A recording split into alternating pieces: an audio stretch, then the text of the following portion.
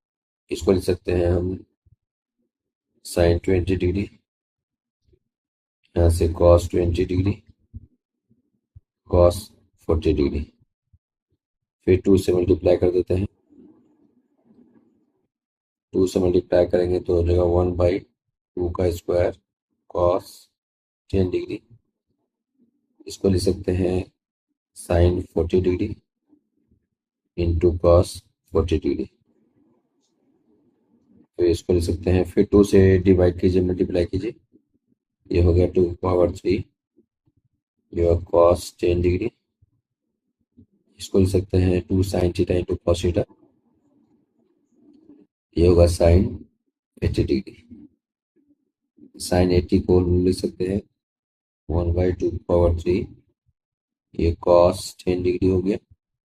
और साइन 80 को लिख सकते हैं साइन 90 डिग्री माइनस 10 डिग्री, ये हो गया कॉस 10 डिग्री, कर जाएगा, आएगा 2 की पावर 3। तो इस तरह से इस पॉइंट, तो इस तरह से हम इस ट्रिग्नोमेट्रिकल एक्सप्रेशन का वैल्यू निकाल सकते हैं। ठीक है, इस तरह से हमारा सोल्यूशन कंप्लीट हो।